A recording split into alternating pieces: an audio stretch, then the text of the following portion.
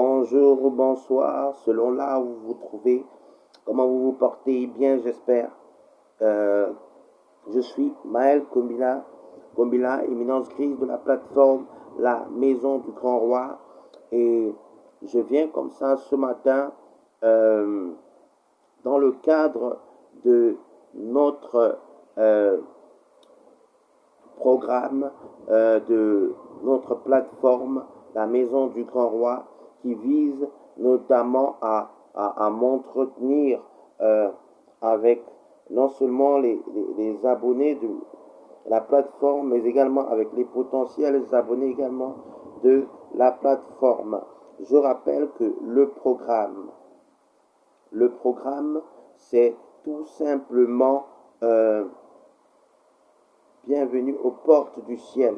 Et ce programme de la Maison du Grand Roi vise à développer un certain nombre de thèmes afin de faire comprendre à quelqu'un de l'utilité ou de la nécessité de véritablement demeurer à l'ombre de l'Éternel Dieu des armées, qui créa l'homme, et Dieu qui créa à partir de l'homme la femme, du Dieu qui donna le souffle à l'homme et du Dieu qui permet encore que nous soyons là aujourd'hui. La thématique de ce jour, bien aimé, nous l'avons déjà introduit dans l'une de mes vidéos qui est disponible bien évidemment sur la plateforme. C'est bien entendu le rêve, bien aimé. Donc je rappelle, le thème de ce jour, c'est le rêve. Et nous allons, durant le temps qui nous est imparti, vous entretenir sur ce sujet. Nous l'avions, je le disais tantôt, déjà brièvement introduit. Pour ceux qui sont constants au sein de cette plateforme, nous allons donc dans un premier temps véritablement rentrer au sein du développement de ce thème, véritablement toucher aux profondeurs de ce thème, véritablement exposer ce qui doit être exposé concernant le sujet du rêve. Je tiens encore à rappeler que si Dieu m'a mis à cœur, n'est-ce pas, de vous parler de ce thème, c'est tout simplement parce que c'est un thème très très important, c'est un thème qui juge très très important pour un homme ou une femme qui m'écoute, pour un enfant ou un adolescent qui m'écoute, pour une personne du troisième âge qui m'écoute, pour une autorité qui m'écoute, bien aimé. Le rêve est fondamental. Donc, voilà pourquoi Dieu m'a mis à cœur davantage de vous entretenir sur ce sujet ce matin. Je rappelle, le thème du jour, c'est le rêve. Et nous allons, durant le temps, je le répète, qui nous est imparti, introduire, sinon toucher, développer ce thème en nous appuyant sur deux thématiques principales, bien aimés. Prenez vos stylos. La première thématique, c'est du rêve à la réalité. Je rappelle, la première thématique, c'est du rêve à la réalité, c'est-à-dire comment passe-t-on du rêve à la réalité. Pourquoi passer du rêve à la réalité? Quelle est l'utilité ou la nécessité de passer du rêve à la réalité? C'est la première thématique que nous allons aborder ce matin ou ce soir, selon là où tu te trouves, bien aimé. La seconde thématique, bien aimé, que nous allons aborder, c'est tout simplement de la réalité au rêve. Je répète, de la réalité au rêve. C'est-à-dire, comment passe-t-on de la réalité au rêve? Je rappelle ici que notre intervention a deux objectifs principaux. Il est toujours important de donner les objectifs lors d'une intervention pour que chacun ne se perde pas, pour que chacun arrive davantage à suivre ce qui est dit. Donc, le premier objectif de notre thème du jour, qui n'est autre que le rêve, est celui-ci. Le premier objectif, bien aimé, c'est de vous emmener à sortir de votre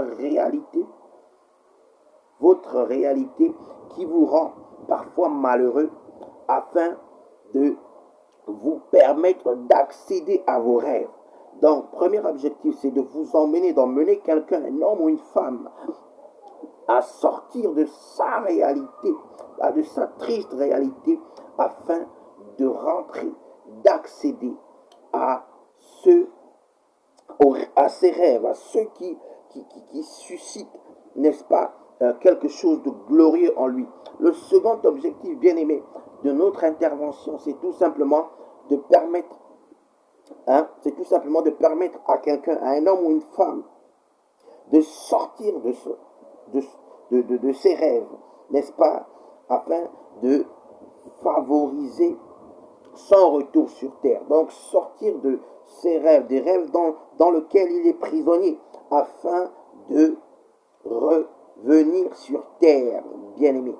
Donc, ainsi fait, nous allons, bien-aimé, poursuivre afin que de rentrer véritablement dans le sujet qui nous permet que nous soyons réunis ici ce matin, bien-aimés. Mais avant que de poursuivre, je voudrais dire à quelqu'un quelque chose de très important. Avant que de poursuivre, je voudrais dire à quelqu'un quelque chose de très important. C'est que il est important de vivre ses rêves, bien-aimés. Oui, je dis, il est important de vivre ses rêves, bien-aimés. J'ai pour habitude de dire que le rêve, c'est la vie. J'ai pour habitude de dire, bien aimé, je le répète, que le rêve, c'est la vie. Qu'est-ce que cela veut dire? Cela veut tout simplement dire, bien aimé, que celui qui ne rêve pas est biologiquement, intellectuellement et spirituellement mort. Je répète, celui qui ne rêve pas est biologiquement, intellectuellement et spirituellement mort. Qu'est-ce que cela signifie?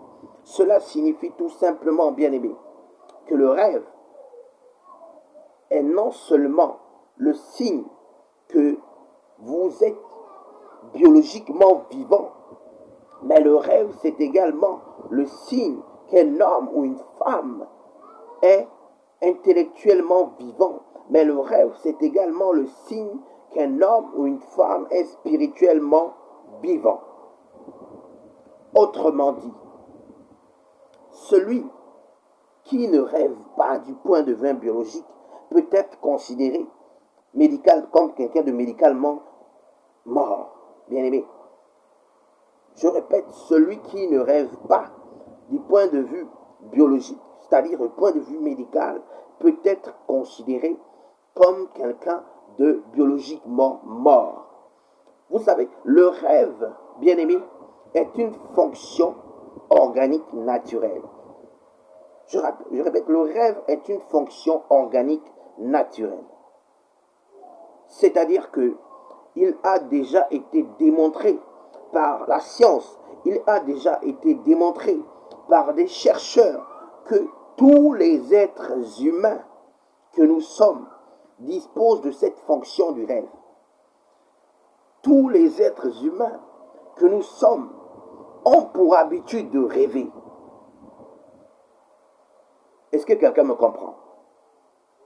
C'est-à-dire qu'il n'y a pas un être humain sur la terre qui peut prétendre vivre du point de vue biologique et qui a la capacité d'affirmer qu'il ne rêve pas. C'est quasiment impossible. Le corps dispose d'un certain nombre de fonctions organiques, ou que l'on appelle aussi des fonctions biologiques. Et parmi ces fonctions, bien aimées, il y a la fonction du rêve.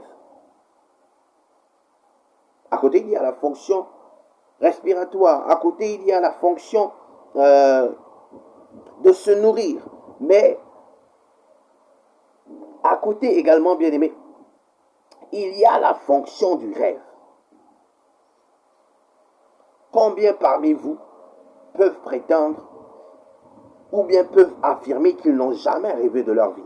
Combien d'êtres humains parmi vous peuvent l'affirmer? Pour un chien peut-être, parce que j'imagine que pour la plupart d'entre vous, même s'il existe des personnes qui sont possédées par des esprits d'animaux, il serait très difficile pour vous, n'est-ce pas, surtout lorsque vous n'avez pas la connaissance nécessaire, lorsque vous ne l'avez pas appris de dire que tel ou tel animal est doté de la fonction du rêve. Mais en tant qu'être humain, seulement par votre expérience, vous pouvez dire à quelqu'un, vous pouvez affirmer à quelqu'un que le rêve est une fonction naturelle. Rêver est donc, bien aimé, un besoin naturel. Je répète, bien aimé, rêver est un besoin naturel. Cela signifie que l'on a tous, de manière naturelle, besoin de rêver pour vivre. On a tous, de manière naturelle, besoin de rêver pour exister. On a tous, de manière naturelle, besoin de vivre nos rêves pour nous épanouir dans la vie.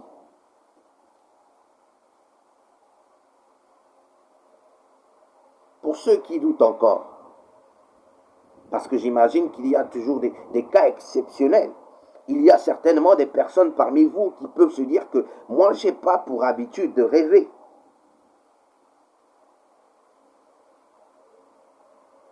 Mais pendant que tu dors, qu'est-ce que tu fais? Il a même été démontré scientifiquement que lorsque le corps est en repos, il ne l'est pas totalement. Lorsque le corps est en repos, ce que l'on appelle le sommeil, toutes les fonctions du corps ne sont pas totalement endormies. Tout le monde rêve, bien aimé, car le rêve est une fonction biologique. Le rêve est l'une des fonctions que dont le Créateur a doté l'homme depuis la création, et on n'en parle pas souvent. C'est une fonction, bien aimé, naturelle, mais c'est également un besoin naturel. Parce qu'à travers le rêve, nous évacuons tout ce que nous avons fait durant la journée. À travers le rêve, nous avons pour habitude, pour habitude d'accéder à des mondes qui ne nous sont pas accessibles lorsque nous sommes totalement éveillés. Lorsque nous dormons la nuit, notre esprit a la capacité de se projeter dans des univers lointains. Lorsque nous dormons la nuit, notre esprit a ce pouvoir de se déplacer d'un endroit à un autre, de nous faire accéder à des mondes insoupçonnés. Et cela, c'est par le canal du rêve, bien-aimé. Lorsque je parle du rêve ici, en qualité de fonction biologique, je parle tout simplement du rêve, du fait de rêver, d'avoir des visions pendant que l'on dort, d'avoir des visions pendant que l'on est en état de repos, total ou partiel, d'avoir des images qui nous parviennent dans notre esprit pendant que nous sommes allongés sur notre lit. C'est cela dont il est question, bien aimé, lorsque je parle de rêve en qualité de fonction biologique. Le rêve est une fonction naturelle, bien aimé, c'est-à-dire une fonction biologique. Mais c'est également un besoin naturel. Celui qui ne rêve pas, bien aimé, peut être considéré comme biologiquement mort. Et c'est une certitude. Ce n'est pas une théorie. Ce n'est pas une théorie que je tenterai de vous imposer. Ce n'est pas une théorie que je tenterai de vous communiquer, tout simplement pour vous embrayer l'esprit. C'est un fait. Je ne vois pas qui pourrait me remettre ce fait en cause, à moins qu'il soit fou. Rêver est une fonction naturelle, mais c'est également un besoin naturel, bien aimé. On a